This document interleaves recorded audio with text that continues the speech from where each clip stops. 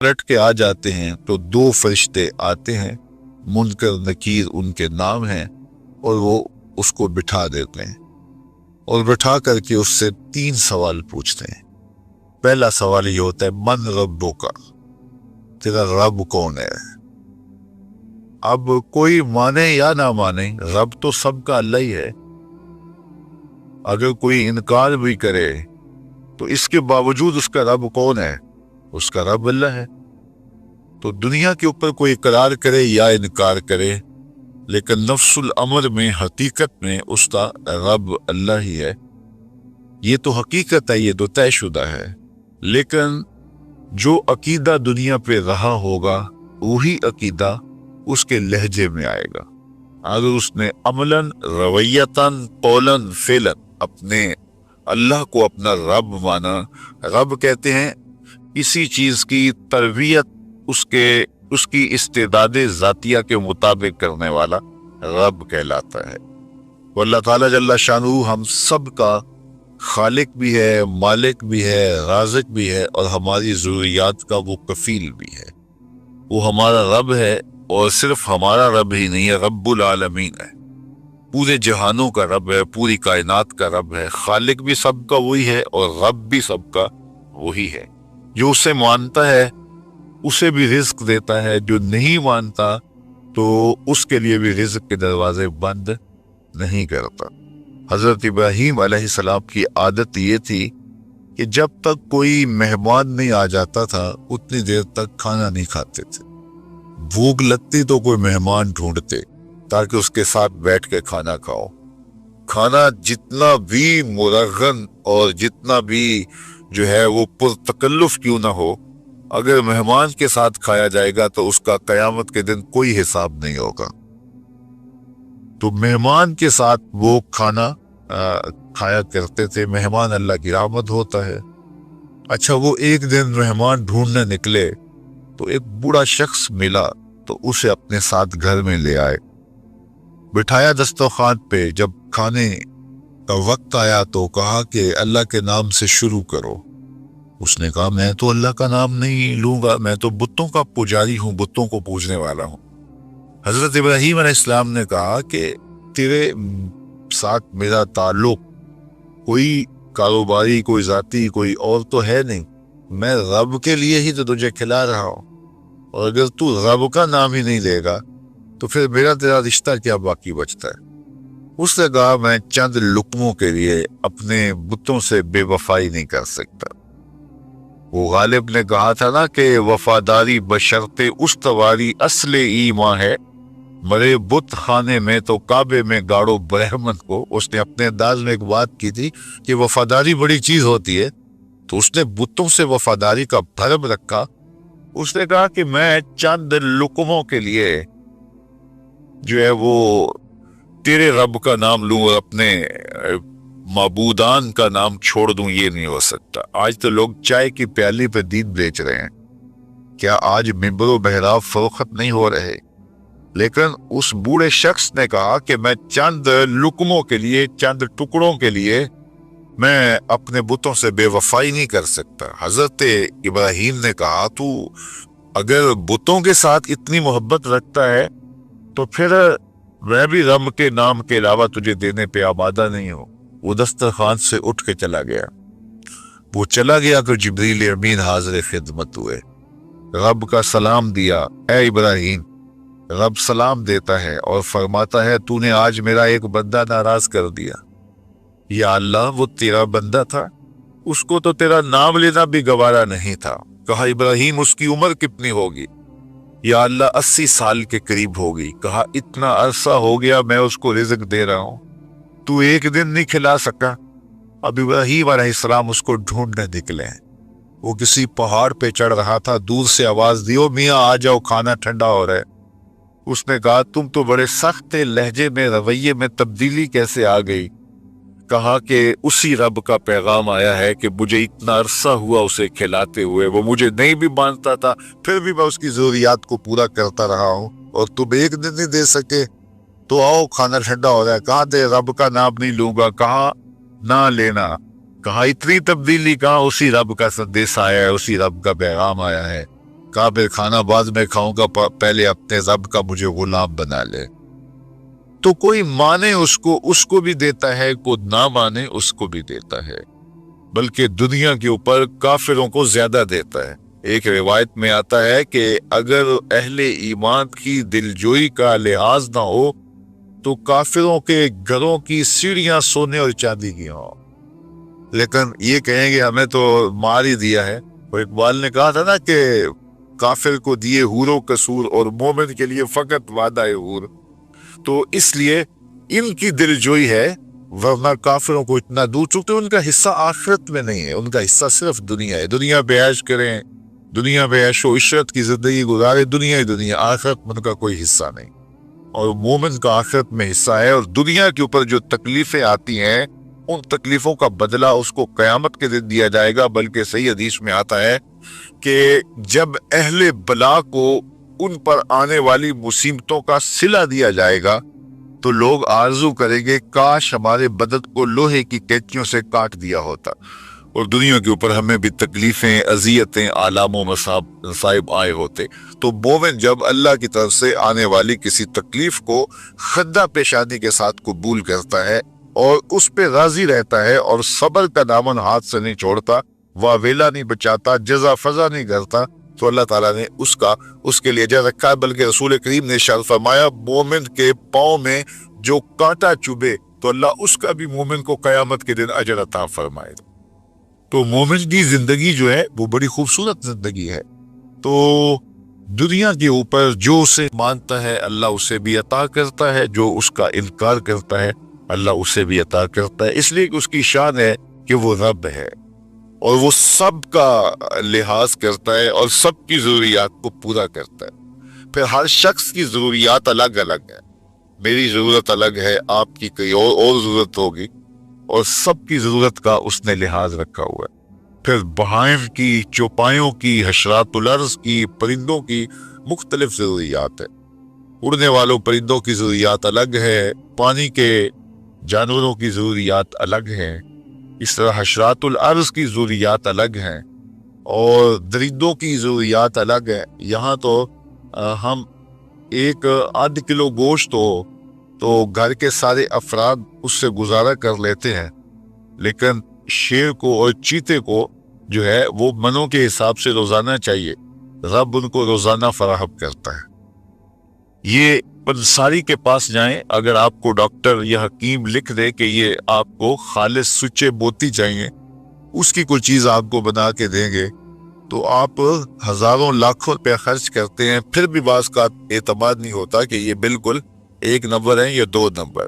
تو رتی ماشی اور تولوں کے اندر آپ ان کو خریدتے ہیں، اور وہ بھی آپ کو گمان ہوتا ہے کہ پتہ نہیں خالص ہیں یا ناخالص، لیکن دنیا کے اوپر لاکھوں کروڑوں پرندے پائے جاتے ہیں، جانور پائے جاتے ہیں، ہنس، اور وہ کھاتا ہی سچے موتی ہے۔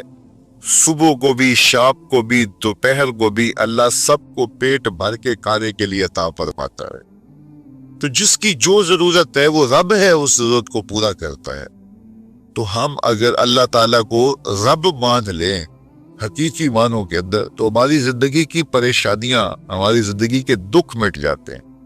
مصیبتیں اس وقت آتی ہیں اور اس وقت پریشانی لگی رہتی ہے، دھڑکا لگا رہتا ہے کہ جب انسان جو ہے وہ سمجھتا ہے کہ میں ہی جو ہے وہ کچھ کرنے والا ہوں۔ وَمَا مِن دَابَّةٍ فِي الْأَرْضِ إِلَّا عَلَى اللَّهِ رِزْقُهَا، زمین پر چلنے والی، رینگنے والی کوئی چیز نہیں جس کا رزق اللہ کے ذمہ کرب پہ نہ ہو۔ تو جب انسان اس عقیدے کو اپنی روح میں، اپنے باطن میں اتار لیتا ہے تو پھر اس کی زندگی سوکھی ہو جاتی ہے کہ وہ میرا خالق بھی ہے اور وہ میرا رب بھی ہے۔ اور یہ یقین انسان کی زندگی کے اندر اعتماد، روشنیاں اور توکل بھر دیتا ہے۔ بلکہ ایک حدیث میں آیا کہ جس طرح توکل کرنے کا حق ہے اگر وہ تم ادا کرو تو اللہ تمہیں ایسے رزق عطا فرمائے جس طرح پرندوں کو عطا فرماتا ہے۔ وہ جب صبح نکلتے ہیں تو ان کے پیٹ خالی ہوتے ہیں اور انہیں پتہ نہیں ہوتا کہ کہاں سے رزق مل رہا ہے، اور جب وہ شام کو آتے ہیں تو ان کا پیٹ بھرا ہوا ہوتا ہے۔ بات توکل، پچھی اڑ دے خرچ نہ پلے زیرا ہو۔ سلطان بہو فرماتے ہیں کہ انہیں کوئی نہیں پتا ہوتا کہ فلاں جگہ پہ جانا ہے، لیکن کبھی ایسا نہیں ہوا کہ وہ بھوک سے مر گئے ہوں اور انہیں کچھ ملا نہ ہو، تو وہ خالی پیٹ کبھی نہیں آتے. وہ اللہ تعالیٰ ان کو رزق نصیب فرماتا ہے، وہ سب کا رب ہے. تو اگر ہم اپنے رویے سے، اپنے عمل سے، اپنے عقیدے سے واقعی اللہ کو رب مانتے ہیں، تو پھر قبر میں جب سوال ہوگا من ربوں کا، تیرا رب کون ہے، تو پھر کبھی بھی جواب دیتے جھجک محسوس نہیں ہوگی. بندہ عرض کرے گا ربی اللہ، میرا رب اللہ ہے اور میں اسی کو اپنا رب مانتا ہوں. میری ضروریات کی کفالت بھی اسی کے ذمہ کرب پہ، اور میرا تیقن، میرا یقین کہ وہ میرا رب ہے. یہ پہلا سوال ہوگا. دوسرا سوال قبر میں ہوگا، اور وہ یہ ہوگا کہ ما دینوں کا، تیرا دین کون سا ہے. مختلف ادیان دنیا کے اوپر موجود ہیں، لیکن اسلام کے بعد اب کسی اور دین کو قبول نہیں کیا جائے گا. ارشاد فرمایا کہ اللہ تعالیٰ اسلام کے علاوہ کسی اور دین کو قبول نہیں کرے گا.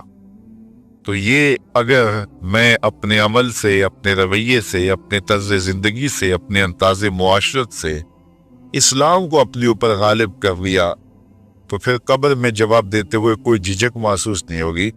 بندہ عرض کرے گا کہ دینی الاسلام، میرا دین اسلام ہے. میرا طرز زندگی، میرا انداز معاشرت، میرا سبھی کچھ اسلام کی مطابقت میں تھا، اور میں اسی کو اپنا دین مانتا ہوں. صرف زبان سے نہیں، اپنے رویے سے بھی، اپنے طرز زندگی سے بھی، اپنے انداز معاشرت سے بھی. تو یہ جو ہم اسلام کے دائرے میں داخل ہوتے ہیں اور ہم اپنے دین کو اسلام قرار دیتے ہیں، تو دین انسان کی زندگی کے تمام شعبوں پر حاوی ہوتا ہے، اور اس کا طرز زندگی، اس کا انداز معاشرت اس کی مطابقت میں ہونا چاہیے. تو قبر میں یہ سوال پوچھا جائے گا کہ تیرا دین کیا ہے، باوجود کہ اللہ تعالیٰ جل شانہ کو پتہ ہے کہ اس کا دین کیا تھا، اللہ کو پتہ ہے کہ یہ کس کو رب مانتا تھا. لیکن قبر میں یہ سارا سلسلہ ہوگا، اور صحیح حدیث کے اندر ان سوالوں کا تذکرہ آیا ہے.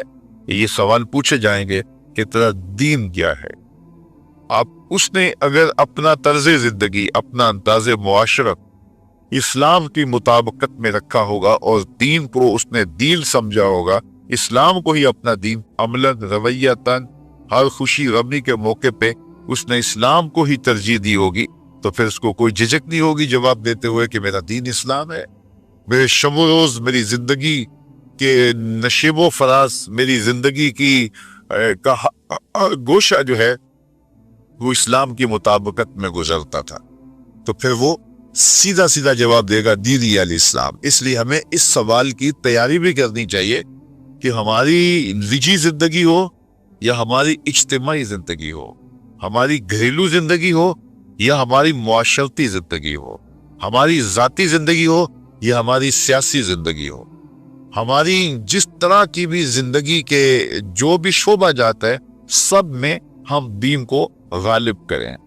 ہم صرف مسلح کے مسلمان نہ بنیں کہ 5 نمازیں پڑھ لیں اور ہم کہتے ہیں مسلمان ہیں، روزے رکھ لیے، تراویح پڑھ لی، اور ہم نے جو ہے وہ زکوٰۃ دے دی اور حج کر لیا، اس سے ہم مطمئن ہو گئے کہ ہم مسلمان ہیں. اسلام ایک مکمل اور اکمل اور کامل ضابطہ حیات ہے. اپنے ماننے والوں کو زندگی گزارنے کا پورا اسلوب اور مکمل کامل رہنمائی دیتا ہے. ہم نے ہمسایوں کے ساتھ سلوک کیسے کرنا ہے، یہ ہمیں اسلام بتاتا ہے. ہم نے بیوی کے ساتھ سلوک کیا کرنا ہے، یہ ہمیں اسلام بتاتا ہے. اولاد کی تربیت کیسے کرنی ہے، اسلام کی واضح تعلیمات ہے. ہم نے سفر کرنا ہے تو انداز سفر کیا ہونا چاہیے، اسلام نے ہمیں بتایا. کاروبار کرنا ہے تو ہم جو ہے وہ کیا کاروبار کو مارکیٹ سے سیکھیں گے یا اللہ اس کے رسول سے سیکھیں گے، تو ہمیں اللہ اس کے رسول نے واضح 2 ٹوک اور سیدھے سیدھے احکام دیے ہیں کہ تم جب کاروبار کرو تو تم جو ہے وہ اس انداز کے ساتھ کاروبار کرو، کم نہیں تولنا، کم نہیں ناپنا، جھوٹی قسم نہیں کھانی، سود نہیں لینا. تو یہ ساری چیزیں ملاوٹ نہیں کرنا، ایک ایک چیز جو ہے وہ اسلام نے ہمیں فراہم کی ہوئی ہے. تو پورا دین جو ہے جب ہم اختیار کریں گے، ہمارے رویے، ہمارا طرز زندگی، ہمارا انداز معاشرت جب دین اسلام کے مطابق ہوگا، تو قبر میں اس سوال کا جواب دینا ہمارے لیے کوئی مشکل نہیں ہوگا. اور اگر ہمارا طرز زندگی کچھ اور طرح کا ہوگا تو کیا صرف یہ کہہ دے کہ ہم مسلمان ہیں؟ یہ تو پھر ایک کافر بھی کہہ سکتا ہے کہ میرا دین اسلام ہے، ایک منافق بھی کہہ سکتا ہے کہ میرا دین اسلام ہے، لیکن ایسا نہیں ہوگا۔ جو ہماری کیفیت قلب ہوگی قبر میں اس کا جواب اس کی مطابقت میں آئے گا۔ وہاں یہ دنیا کے معاملے یا دنیا کی یادداشتیں نہیں ہوگی، وہاں کیفیت قلب کے مطابق جواب دیا جائے گا۔ یہ کافر جواب نہیں دے سکے گا کہ میرا رب اللہ ہے، کیونکہ وہ عمل سے، رویے سے اس کو اپنا رب نہیں مانتا ہے، تو حقیقت تو اس کا رب اللہ ہے، لیکن وہ یہ جواب نہیں دے پائے گا۔ اسی طرح جو شخص اپنے طرز زندگی کے اندر اسلام کو داخل نہیں کر چکا ہے اور اسلام کو اس نے اپنا ہادی رہنما نہیں بنایا ہے، تو وہ قبر میں اس سوال کا جواب کیسے دے سکے گا کہ میرا دین اسلام ہے، چونکہ اس کا رویہ، اس کا طرز زندگی اور اس کا انداز معاشرت ایسا نہیں رہا ہوگا۔ اس لیے ہمیں اپنی زندگی کے شب و روز کو اسلامی تعلیمات کے سانچے میں مکمل اور کامل طور پر ڈھالنا ہوگا، تاکہ جب قبر میں سوال ہو تو آپ جواب دے سکیں کہ ہمارا دین اسلام ہے۔ تیسرا سوال جس پہ فیصلہ ہو جائے گا، اور اس کے بعد قبر میں یا جنت کا دروازہ کھول دیا جائے گا یا جہنم کی کھڑکی کھول دی جائے گی۔ وہ سوال تیسرا کیا ہوگا؟ اور وہ سوال بھی عقیدے کا ہے، بلکہ بخاری شریف کی ایک روایت کے مطابق 3 سوال نہیں ہوں گے، ایک ہی سوال ہوگا، اور وہ یہ تیسرا سوال ہوگا۔ فرشتے پھر پوچھیں گے، حضور علیہ الصلوۃ والسلام کے روضہ دور سے اور قبر کے درمیان سے پردے ہٹا دیے جائیں گے، اور رسول کریم صلی اللہ علیہ وسلم سامنے ہوں گے، اور فرشتہ حضور کی طرف اشارہ کر کے کہے گا، ما کنت تقول فی ھذا الرجل، ان کے بارے میں زندگی میں کیا کہا کرتا تھا۔ یہاں یہ نہیں ہے کہ تو نے کیا کہا تھا یا اب کیا کہتا ہے۔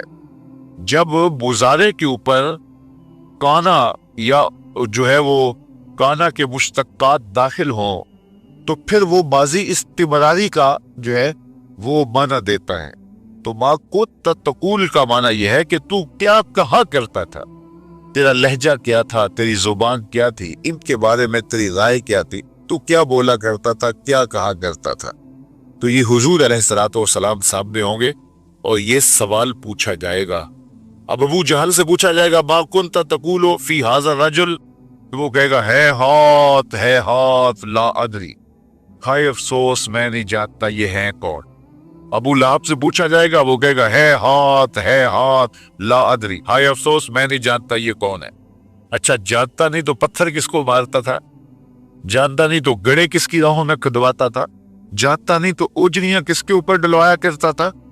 آنکھیں پھاڑ پھاڑ کے تو ساری زندگی دیکھتا رہا، لیکن آج ابو جہل قبر میں اترا، حضور کی صورت نورانی سامنے ہے، اور پوچھا گیا کہ یہ کون ہے، یہ نورانی چہرے والے کون ہیں؟ تو ابو جہل کہتا ہے، ہائے افسوس میں نہیں جانتا یہ کون ہے۔ اچھا، جانتا نہیں تو پھر پتھر کس کو مارتا تھا؟ اللہ اکبر۔ اور 14 صدیاں گزرنے کے بعد ایک مومن لحد میں اترتا ہے اور پردے ہٹا دیے جاتے ہیں، اور منکر نکیر سوال کرتے ہیں، عامر چیمہ بتا یہ کون ہے؟ وہ کہتا ہے، پیچھے ہٹو، پہلے پائے ناز کو بوسہ تو کر لے دیں، میں تو مر کے پہنچا ہوں یہاں اس دل ربا کے واسطے، یہ تو میرے بخت جاگے کہ وہ میری قبر میں آئے۔ وہ کسی شاعر نے کہا نا کہ آئے وہ میرے مزار پہ گھونگھٹ اتار کے، آئے وہ میرے مزار پہ گھونگھٹ اتار کے، مجھ سے تو نصیب بچے ہوئے میرے مزار کے، یہ تو بخت سنور گئے کہ وہ میری قبر میں آئے۔ شیخ عبدالحق محدث دہلوی علیہ رحمہ لکھتے ہیں کہ جب سے یہ سنا ہے کہ قبر میں حضور آئیں گے، پتہ نہیں موت کہاں مر گئی ہے، جی چاہتا ہے زندہ ہی قبر میں چلے جائیں۔ تو وہ کہے گا، پہلے مجھے پائے ناز کو بوسہ تو کر لینے دو، میں تو زندگی کے بارے میں انتظار ان کا کرتا رہا، اور ان کے بارے میں پوچھ رہے ہو یہ کون ہے؟ ساری زندگی پیر بہر علی شاہ تکشا بتاتے رہے، وہ کہ چند بدر شاہ شانی ہے، متھے چمک دی لاٹ نورانی ہے، کالی زلف تے اکھ مستانی ہے، مخمور رکھی ہیں مدوریاں۔ تو وہ فوراً جواب دیتا ہے، یہ تو وہی میرے آقا و مولا ہیں جن کے لیے ساری زندگی تڑپتا رہا اور ان کی زیارت کی آرزوئیں اور تمنائیں کرتا رہا۔ اچھا، ابو جہل ساری زندگی دیکھتا رہا تو وہ تو جواب نہیں دے پائے گا، وہ کہتا، ہائے افسوس میں نہیں پہچانتا یہ کون ہے، ہاتھ لا ادری، مجھے نہیں پتا۔ اور 14 صدیاں گزرنے کے بعد ایک مومن لحد میں اترتا ہے تو وہ فوراً کہتا ہے، یہ تو وہی ہیں جن کے لیے زندگی گزار آیا، तो जिसने देखा था वो पहचान नहीं सकता, और सदियों बाद जो दुनिया के ऊपर आया वो फौरन पहचान भी रहा है और पाए नाज को बोसे भी कर रहा है। तो फिर इसका क्या जवाब होगा? तो इसका जवाब अल्लामा इकबाल अलैहि रहमा ने दिया। वो कहते हैं कब्र में ये जो आंखें हैं इनमें तो मट्टी पड़ी होगी, ये तो बंद होगी, दिल की आंखें खुली हों। अबू जहल ने इन आंखों से देखा था, ये आंखें तो खुली नहीं है, तो इनसे वो कैसे पहचानेगा? और दिल की आंखों ने हुजूर को देखा ही नहीं था। और ये सदियों गुजरने के बाद जो मोमिन लहद में उतरता है उसकी गो इन आंखों ने नहीं देखा था, लेकिन दर दिले मुस्लिम मकाम मुस्तफास, मोमिन के दिल के डेरे के अंदर मोमिन के दिल में हुजूर ही बसते हैं, इसलिए उसकी आंखों ने, दिल की आंखों ने हुजूर को देखा और पहचान लिया। इसलिए कि दिल की आंखों ने हुजूर पहले भी देखे हुए थे और दिल आरजू में मचलता रहा, इसलिए दिल को पहचानने में देर नहीं लगी। तो वहां ये आंख नहीं पहचानेगी, ये आंख पहचानेगी। इसलिए इकबाल ने दूसरे मुकाम पे कहा, दिले बीना भी कर तलब खुदा से, कि आंख का दूर दिल का दूर नहीं है। आंख का दूर और है, दिल का दूर और है। तो अगर कोई शख्स दुनिया के ऊपर दिल के दूर से बेबहरा रहा, कयामत के दिन ये आंखें उसे फायदा नहीं देगी। बल्कि अल्लाह ताला ने खुद कुरान मजीद में एक मुकाम पे फरमाया, मन काना फी हाज़िही आमा फहुवा फिल आखिरति आमा व अदल्लु सबीला। जो इस दुनिया में अंधा रहा, कल कयामत के दिन भी नाबीना उठाया जाएगा। इससे इन आंखों की बेदूरी कतन मुराद नहीं, किसी मुफस्सिर ने नहीं लिखा, बल्कि वो तो वाज़े हदीस में आता है जो दुनिया में इन दो महबूब चीजों से आजमाया गया, अल्लाह ताला कयामत के दिन उसे सिला अता फरमाएगा।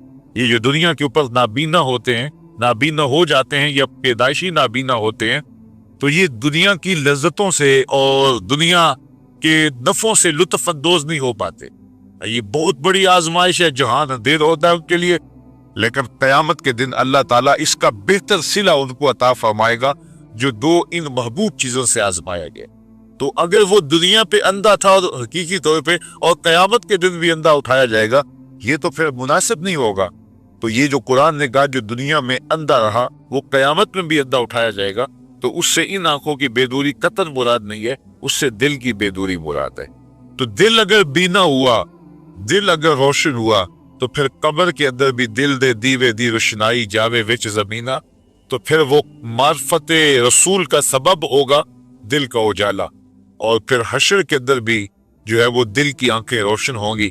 तो जिसने अपने कल्ब को दूरे मार्फत से, दूरे ईमान से और दूरे मोहब्बत से मुनव्वर नहीं किया है, तो वो कब्र के अंदर, हशर के अंदर नाबीना ही उठाया जाएगा। और ये कुरान की सरी नस है।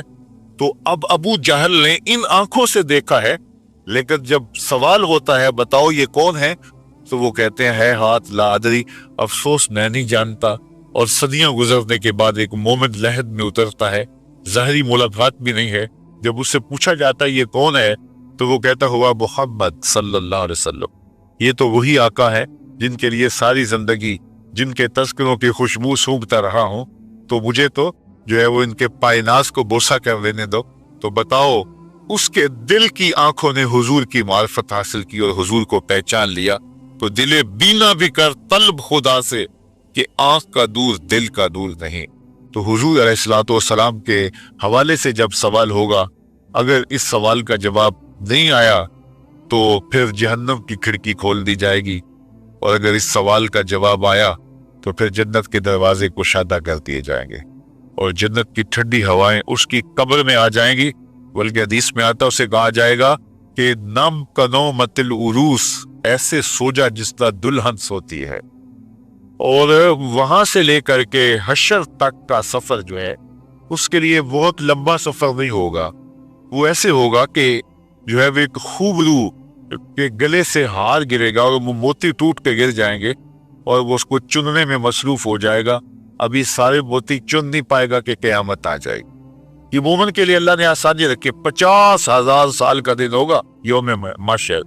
लेकिन जो मोमिन होगा उसके लिए हशर का इतना बड़ा दिन ऐसे होगा जितना असर का वक्त होता है। तो इतने थोड़े वक्त में उसके लिए गुजर के आएगा।